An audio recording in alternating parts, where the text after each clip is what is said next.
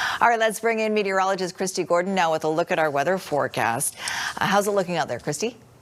Well, Sophie, it's feeling like summer out there, in my opinion, and it is still summer. We don't officially change over until Sunday, so the 22nd. Look at the scene out there. Absolutely stunning looking out from our Pan Pacific tower cam. Now, we did have a little bit of cloud cover earlier today, but it dissipated quite quickly, and we're expecting a similar pattern as we head into tomorrow. Just a few showers in through the Caribou Central Interior region, and that's about it. So let's take us into tomorrow morning. As you can see, cloud cover shifts in across much of the province. Now, we may see a little bit of drizzle or a few light showers in the morning, but overall we're expecting dry conditions except for the north coast, some showers for you. But as we shift into the afternoon hours, you can see a clearing trend for much of southern BC. So back to sunshine. Meanwhile, a little bit of instability across northern and central portions of the province, so a chance of rainfall and a risk of thunderstorms for you.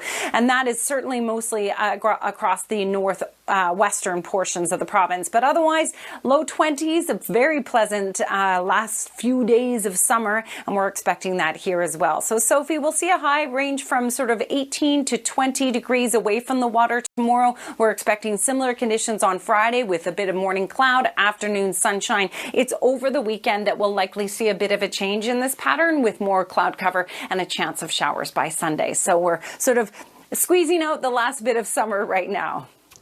Get every last ounce of sunshine in. Thanks for that, Kristi. All right, Kristi Gordon here now with a look at our forecast and a weather phenomenon, Kristi. Yeah, so it's that time of year where we start to see a lot more fog in the morning, Sophie. So I thought I would show you this photo, which was taken just this morning.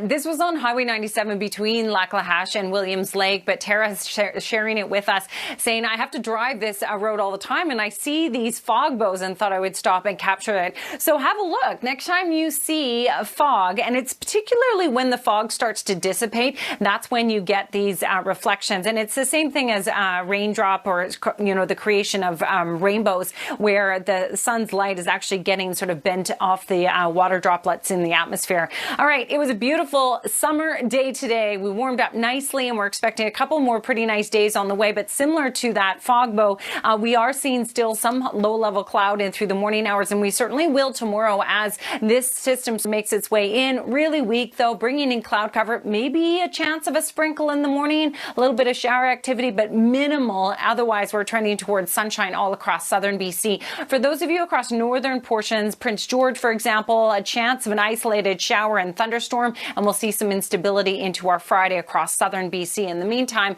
most of the rainfall will be across the north coast tomorrow, but we do have a chance of showers in areas like Prince Rupert. But across southern BC, nice day with temperatures in the low 20s, and we're expecting a range across Metro Vancouver, about 18 near the water to about 20 degrees inland. Again, we'll see a bit of cloud cover tomorrow morning, but generally we're expecting a clearing trend, and we'll see that again on Friday. A little bit of shower activity possible, but the best chance of showers at this point really is more towards our Sunday.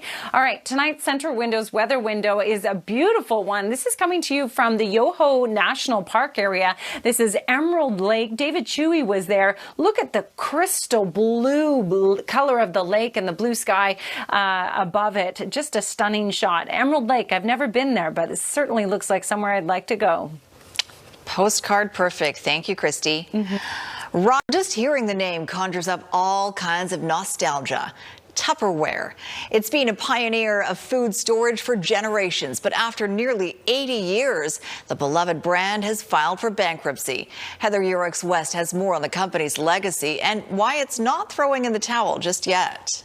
Oh, come to the party, the Tupperware party. Its place sealed in history. For many children of the 50s, 60s, 70s, and 80s, Tupperware is a nostalgic blast from the past. Olive green, the burnt orange Tupperware that you still see nowadays. It brings memories for a lot of people.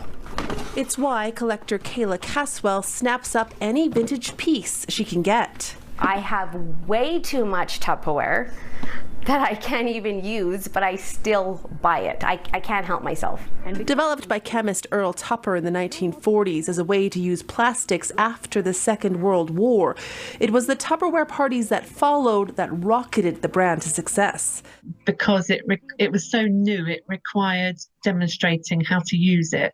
And one of the main things was the seal, airtight seal. Then press down the center of the seal. A seal that became famous for the way it burped. As the nation's first Tupperware lady, Brownie Wise, creator of the Tupperware Party, would go on to become a company VP, as well as the first woman featured on the cover of Business Week magazine. Tupperware becoming a symbol of female empowerment and independence as its durable products made their way into kitchens worldwide. I like the way that it was a woman that drove forward the domestic product because she really understood what women needed.